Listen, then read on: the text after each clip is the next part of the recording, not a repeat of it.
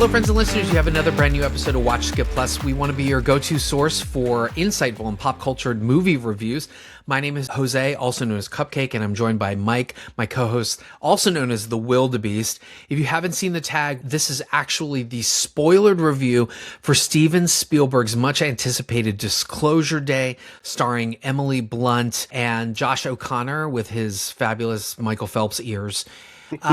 So if you have not seen it, check for the link in the description for our spoiler-free episode on this. We also have a spoiler-free and spoilered playlist, so you can just jump right in. So if something is streaming and you check it out, like Psycho Killer, which is currently on Hulu, you can check out our spoiler-free and then spoilered review on it. Psst, it fucking sucks. So Here we go. We're going to spoiler the shizzazz out of Steven Spielberg's Disclosure Day. I had mentioned that this film shit the bed at the end.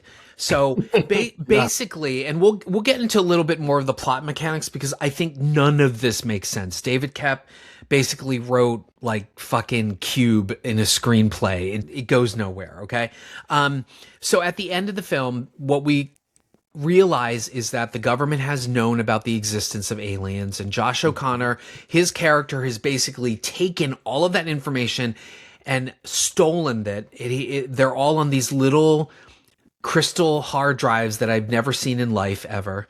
What the heck were those things? And apparently they have like a ton of information in gigabytes. So they end up contriving to go to Emily Blunt's news studio and then to release all of this footage, apparently in a stream. So listen to the illogical nature of this. What they've decided to do is they want to do this Disclosure Day and stream all of this information. We're talking 52 years of documents and video footage, and they're just going to stream it in an all-night marathon. No, none of that fucking makes sense. But anyway, so they're releasing this and they cut into all these different feeds, and we end up seeing all these newscasters. Oh my God. Unconfirmed reports, and then they're playing like the aliens and stuff like that. Now, my reaction to this is there is a beautiful African American newscaster who is watching this, right? And we're flipping back and forth between people reacting and looking on their phones, or whatever. There is way too much of that. There was like 10 minutes of people flipping to wherever they're watching it all over the world. Oh my hell. Nobody gives a shit. People aren't like that anymore. This is 2026. You don't get what reality is. So, that is not real. So you and I complained about Kane Parsons' back rooms by saying this is a 20-year-old's vision of what a dead-end career would look like, or what psychotherapy looks like. And you had said this before in the spoiler-free episode that maybe Spielberg is too old. Well, that's an 80-year-old person's vision of how the world might stop. Everybody would be in their phones, right? I mean, literally, there are scenes of traffic stopping with like cars like this, and people are like in their phones like looking at the stuff while this is happening. Meanwhile, a little bon mot that's thrown out is that there is a crisis in North Korea and there's about to be a war, and so they end up, all the studios are like, they're like, North Korea, we got all this great stuff, we're gonna cut to aliens, we're gonna cut to fucking aliens or whatever. Earlier in the film, there is a harrowing scene that we don't finish of an alien being tortured, right? And you hear it screaming. Now, I thought they were going to play that, but they don't play that. They just play like aliens being taken out, and they're all like, you know what I mean? Or aliens walking, or there's a close-up of an alien in what looks like David Bowie's rejected Studio 54 spacesuit, which had me laughing, and it's sitting there like, or whatever. And then we cut back. Old age alien was awful, and it stands up all like old. It's like, Mr. Wait, Burns. we will totally get to that. But just strictly speaking about the footage, I thought we were going to see the torture scene, but we don't. And then we cut back to the black anchor woman, and she's like crying. I know, they're all like crying. But what's she crying over? She's crying over fucking aliens being taken out of the UFOs. And again, I think they wanted to play the torture stuff And that's what she's crying from. The big thing about this screenplay is it posits what would happen if a world that believes in a god is now exposed to the fact that there's other forces out there, right? Now, it's not forcing on you. I don't think it forces on the viewers that, all you people who believe in God, watch out. There's aliens coming. But if that's why the black anchor is reacting, like her whole worldview has changed, she's not vocalizing it. So all we see is a woman crying over ridiculous, campy footage that is laughable. What did you think about that? Well, like I said before, it's corny. That whole sequence was corny, campy, cheesy. None of it seemed realistic to me, the way that they all acted. And the fact that he thinks that television, like standard television media from some small affiliate, ABC affiliate or whatever in the middle of nowhere, is going to go all global that quickly, and is just not reality. None of that sequence was real. It felt like you were watching a sitcom. It was so cheesy. I was like giggling. It was laughable. It was really bad. And then all of the footage was hard with that footage. Yeah, and then that sequence. Then there's a sequence of like aliens with their guts hanging out. Supposedly that looked really bad, like they were like props at a haunted house. It just, oh my god, like yes, was really it's true. So you know what I thought of? The fake alien autopsy shit. Yeah. See, all of this hinges on the fact that nobody out there who's watching this film believes that aliens exist. That we haven't had several whistleblowers and several, even the official Pentagon releasing videos of alien spaceships. We know that the government knows they exist. I know it's already coming out there that this is Spielberg trying to be an old woke man. I mean, a lot of this is trying to be like ICE detention centers, and they're beating and abusing people, like, again, aliens, illegals. So that whole thing of them abusing the aliens. I think it's one way you can read it, but that's how Kep wrote it. It's not how I think Spielberg's not playing that up, but it's definitely how it was written. And then so much of that political stuff really feels ham-fisted. No matter what side you're on, I mean, I agree this shit's shitty, in my opinion. And this big, ugly, awful corporation is behind all of it, that's probably in cahoots with the government and got this contract. Again, it's all cheesy. We've seen this shit done before. We should probably explain it for the friends and listeners who are listening, who are skipping the movie and listening to this. Yeah, so Colin Firth is part of Ward X. Basically, they know about the aliens. They've been looking at they've been using the technology. There are these like token things that they can touch, and then they can. The way I liken it is the aliens somehow have access to, for lack of a better term, an actual human neural network. And whatever this thing is, because we're all connected, right? Is that it taps into that. So all he needs to do is visualize somebody, and then he can appear in front of them, right? But then there's some weird rules to this, like you can't exert pressure on it, or you might die or explode, or I don't fucking know. And then you can't actually touch it with your own skin, because the one guy does that, and then he like blips out of existence, but then he comes back. They never explain that.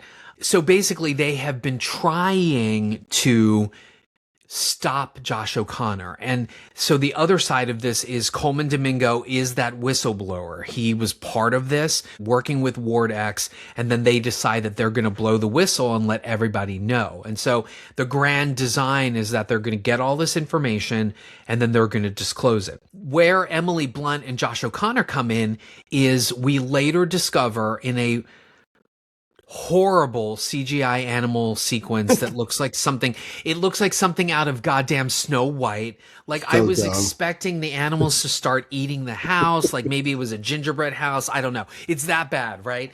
But what we come to find out is that Josh O'Connor and Emily Blunt are what Coleman Domingo refers to as an Experian. The two of them were actually visited by the aliens when they were kids. And so that's how they're psychically linked. I thought it was going to be a love interest thing. It wasn't, although Josh O'Connor's fucking hot. Nice butt, by the way. But what I don't understand is we find out in this horrible flashback with bad CGI animals that they were both potentially abducted by aliens, although it's classed as a sort of like awakening, right? Yeah. But they were both abducted and they are lying on the table together. By the way, Steven Spielberg executive produced a miniseries called Taken, and this scene is straight out of fucking Taken. So they're both on the bed and we see some kind of halo descending on both of them that have the artifacts, and then they hold hands. And then what? Were they given the knowledge? What were they implanted with? Because it's not entirely explained. Like, were they supposed to be the vessel for which they would then introduce to humanity the aliens? But they go about it in the way of disclosing everything through a newscast. So none of this makes sense when you start to think about it. So we find out that Josh O'Connor, when Emily Blunt is like... or whatever. She's just speaking English. Yes. So he looks and he's like, so what? She says, be open, be accepting or whatever. And Coleman Domingo's like, how are you hearing it? He's like, and then for whatever reasons, the crop circle happens around him. So are we supposed to believe that wherever Josh O'Connor was, the crop circles happened? Like, why does it happen to him in that moment? It's just a visual flourish, but they don't explain it and none of it makes sense. Aren't crop circles because of the way that they land and it the UFOs land? Yeah. None of this makes sense. But even like, I guess they were supposed to be the quote unquote ambassadors of the aliens, but I don't think the aliens realized that they were going to run to the fucking TV station. No. And that let's just talk about this. Coleman Domingo creates an exact replica of Emily Blunt's home. Ridiculous. For what reason though? No, so that she can purpose. Come and she can have an experiential like flashback and be in the same surroundings. You didn't need to create the fucking house. Hire that freaking therapist that can hypnotize you, and then boom, put her in a VR thing, Ready Player One style, and then like none of that made sense. What a waste of government and funds. What a stupid thing to do. That was, and I'm like, whoa, wow, there's going to be some big reveal. They're building something. What are they building? And then she's like, it's my house. It's a why are you doing my get house? It felt like, what is it? The Bene Gesserit in Dune. Get out of my mind. And then she like runs into the kitchen all like dramatic or whatever. Everything. See, the more we talk about it, the more I realize this movie is so corny. It's so bad. Actually, you would think I'm going to change my view on this, but I think I don't know, it might work for some people, but that is primarily why I did not think Emily Blunt's performance was good. In some ways, this is almost like Indy Navarrete in Obsession, right? You can do all of this weird stuff like, oh, I've psychically connected with somebody and I suddenly know about them. So then she's just spouting off lines of dialogue, but it never felt like she was violated by this. All I got was hysterical Elle from Legally Blonde. Oh, what it's like hard. Oh my God. How am I? And it just, her performance did not work for me. I thought it was uninformed and not backed by any real emotion. Now, Emily Blunt, you can certainly smack the fuck out of me when you meet me and whatever, sick John Krasinski on me because I fucking love John. But her performance didn't work for me. Well, what's even creepier is that's supposed to be like, thank God the aliens abducted those children and freaking fondled them and put some weird shit in their brains. We're supposed to believe. Their ass. When I watched that scene, I was like, oh shit, they're being probed. Are we supposed to be on board with this? This is good, that this is good for humanity, that these children get get like kidnapped and now they're attached because of their trauma. It's a fucking trauma bond movie. Thanks, 2026. Oh my God. Again, that's why I felt like the whole last part of it completely shit the bed. There is nobody to explain the aliens' motivation for picking these two. These are our Adam and Eve alien ambassadors. The fuck? And what was the real point? Like you said, they're supposed to like show this is the power we can give you humans, what we've gifted these two as children when we couldn't kidnap them and stuck But shit up their what? ass. All they did was show footage of like fucking old aliens being dragged out of UFOs, being carjacked. I was oh waiting my for God, them you're right. Like during the like child scenes to be admitted into Professor X. They have special powers. Here they are, Professor X. Well, so what is it? What is that called? Cerebro. The aliens are tapping into a Cerebro network. Yep. But haha, it's supposed to be like a philosophical. We're all connected as humans, right? So that none of that actually works. And then the worst part of it is so we get the broadcast, right? And then holy fucking shit. They wheel out this old head alien who has been on Earth, comes out in this wheelchair shroud thing. It looks like the fucking Pope Mobile. It's got gauze. It's lit up. And then they roll it open and this old alien gets up and is talking to the two of them and touches them or whatever. And it's like, what? So when I was watching this scene, I was thinking to myself, the best thing that can happen is it bites Emily's head off, and then suddenly it's like, War of the Worlds. Like, that would have been a better fucking movie. But, like, he comes out, he touches their shoulder, and then I guess now they know what the alien wants to say to the world. So Emily Blunt walks back up, and I knew this was gonna fucking happen. She walks back up for the broadcast, the camera zooms in, and then the camera goes behind and looks at what the camera is seeing, and she's like, and now world, and then it just ends. Like, what? None of this is important. It is not going to change the way, if this really happens, this would not occur the way he thinks it is. Seeing actual aliens on your screen is not going to convince the billions all across the globe that we're all part of something. We all need to be good guys and grab each other's hands and sing Kumbaya. That's not or even ever that it's real. I mean, a couple of the broadcast people are like, is this AI? What's happening? Like, is this real stuff or whatever? But like, shush, it's real. Watch. And it's like, it's real. Watch. The black lady's crying over it. It's real. stupid. But so presumably, I guess, she now then starts to tell the world what the aliens want to do. And so that's really open-ended. But again, I doubt that the aliens had that as an actual plan. Well, I think in Spielberg's head, his concept is that these ambassadors are like humans. We have to work together to save your planet. That's kind of how he thinks that aliens are here to not hurt us, but to help us and to elevate who we are, which is not true at all. If they were to come here, they're coming here to loot us, to take our resources.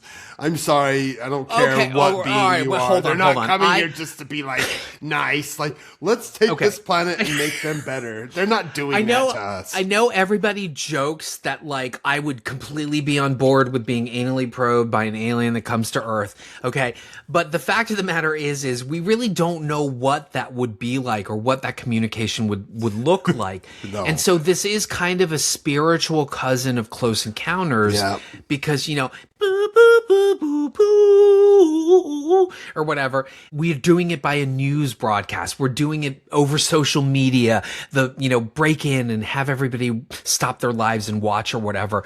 But it just doesn't work. There's so many questions and it's really weird, but I have to tell you, up until that point, I kind of was on board with the movie. I am a fan of the X-Files. I loved V. I loved like all of that alien stuff and the lo-fi-ness of this. So when I was talking about the lo-fi and the filmmaking technique, so instead of some CGI sequence to telegraph that Eve Hewson character is being overtaken by Colin Firth, her eye color changes. And I was like, oh, that's kind of cool, right? Like instead of, ooh, and then like, you know, maybe opening the door and then it's his studio or something. I liked that. And then you would know that somebody was taken over by Ward X because their eyes would change. I got it. I liked it. I like that old school technique. But I know a lot of people are complaining that it's just people talking. But that's what I appreciated about it, making it feel like a 60s or a 70s movie, right?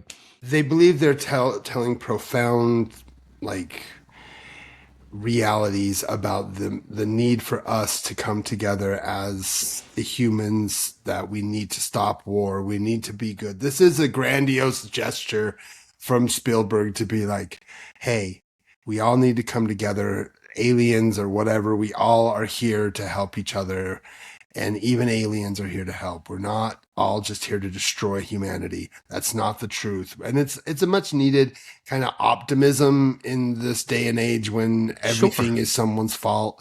You know, when our leaders are coming out and just talking shit on every side and everything all the time. It's nice to have a little grandpa hug from the cinemas. So I can't talk all shit on it. It does have a very nice optimism to it. I'm just a bit too cynical to have responded to a way that it's manipulated to make me. Now, there was an older couple that walked out in tears, and they loved it, and they were profoundly moved by the film. And actually, you know what? They loved it, but it did not profoundly move me in the way that it is other people. Actually, it's interesting now that you're saying that. They do take away the bad government angle because the bad guys are the private corporation, right? But as they explain it, the reason why they went with Ward X was because the government, well, they didn't want to know about it and they couldn't be trusted with it. Something with and so they Nixon trusted images. a private corporation. Oh my God, Nixon showing up. I was like, the fuck is this? What's up, doctor? Come and look at these aliens. It's like, okay, they really had something to say. Wow. It's, yeah, I don't know. But here's the thing. Your point is they failed at the mission. Spielberg failed at that mission of a grandiose, overarching feeling because I didn't feel that like call for humanity that he wanted, because that whole last 20-minute sequence is laughable and awful. And especially the wheelchair bound alien. I'm like, are you fucking kidding me? How did somebody not leak that all this time? That did not make sense. There's a lot of this that doesn't make sense. That whole ending was like the ending of Lord of the Rings, when they just keep popping into the room and it's just like one thing and another, and Coleman Domingo's like the old wizard that's like, and there's this, and there's this. And then there's this, like, yeah, it's like, oh my God, can this movie fucking end, please? But still, even if I'm hating on the Spielberg bed shitting, I still really liked the lead up of everything. I was really invested and I liked it. I still think Spielberg has some good movies in him left. And there's plenty of worse films out there than this. I'm not shitting on this completely. This is mid-tier Spielberg, in my opinion. There are flashes and flares. There are the chase sequences when they do come are pretty cool, except for when the car gets attached to the train and it's absolutely ridiculous. Up to that point, I was expecting Vin Diesel to show up and being like, family! And then, like, you know, God, that sequence was, poof, that was weird. A lot, yeah. Anyway. There was like I said, that's a glimpse of a fun, exciting scene you'd even see in, like, even the last Indiana Jones movie, the the Crystal Skulls has a fun chase scene. And this kind of reminded me of that, actually. I did not find humanity or humans speaking. It all felt like really bad. I didn't feel the characters, except, again, the one you hated, which is crazy to me that you did not attach to her in any way. I did not attach to Josh O'Connor's character at all. Again, I kept thinking he was going to be an alien, and the whole thing was that that child Right, that like alien maybe that was getting aliens had abused was combined with him. human DNA. He Right, was that gonna he was rip his gonna. skin off, and I was that alien that they saved when the one guy Yeah, lifted him up, but it was gonna be him or something. I kept yeah, thinking because he did not feel human to me at all the entire movie. So for yeah, me, he did not work. But yeah, I digress. I still don't like yeah. it. I still think that this is a miss. Look, if I know everybody watching this has probably already seen this, and if not, you're going to see it anyway. So I know, fuck me, whatever. You're going to watch this. I know you are. But if you come back and you're like, okay, I agree with Mike, let me know in the comments and say, Mike, you're right. Yes. This is mid tier to low tier Spielberg. You're correct. But if I you mean, think listen, that it's fun it's a and maybe a yeah. mid, you're probably like it's upper mid tier. I think it's lower mid tier. It's definitely mid. I'm not It's going to still talk for bad me. on It's still a soft 1940. watch. It's not. It's I'm not still going a to talk soft bad watch. on There's some. Spielberg. What do we have? 1941 that might be looked at as worse. I don't know. It's still better. Not 1941. It is what it is, but for it is a large scale action comedy, and it's historical fiction to be sure. And it does not land. But this one, it's a soft watch. I think there's still great filmmaking in here, and again, I was on board until that whole ending just almost ruined everything. But I think that like that old couple, some people are going to really take to this, and others are just going to harumph. So I it guess is what that's it is. me. All right, harumph. All right. What are we reviewing next week? What the hell is up? Toy Story or Old Robin Hood. That's Oh really the God, only I do not options. want to see either of those. Okay, we got Toy Story 5, Leviticus, Girls Oh, Like yeah. Girls, or The Death of Robin Hood. I am not opposed to doing Leviticus. I'm not opposed to seeing it again. I did not enjoy it, but I would review. Let's do because I'm interested to see, when Hugh Jackman is not surrounded by talking animals, how he can do beyond other things. So And making Robin Hood seem like kind of it looks like I heard it's like a noir Robin Hood. Like he's not a good guy in this, which is kind of nice. well, and it's refreshing. interesting. It's like it's respinning that sort of tale. Let's do that. It's probably more interesting. By the way, Oh, it's have going you to be interesting. It's Michael Sarnowski who did Pig in a Quiet Place Day One. It's going to be good. Oh, that'll be interesting then. We'll do that. Yeah. See, I kind of love that A24, the way they counter stuff. Like, okay, what are we going to put up against Toy Story? Well, remember Disney also released a great Robin Hood that they're trying they were going to remake and then didn't. Well, let's release The Death of Robin Hood right next to Disney's new Toy Story. So Yeah, I think it's exactly. clever what they're doing. Because It's good. I mean, the problem is no one's going to see it. It's just like Mother Mary that made no money. This isn't going to make any money. Oh my God, I love Mother Mary so much. I know. A24 at least is putting some, word out and getting these in theaters for a week or two, but that's about it. Yeah, exactly. Okay. Alrighty. Wow. Well, Okay, yeah, that'll be the plan.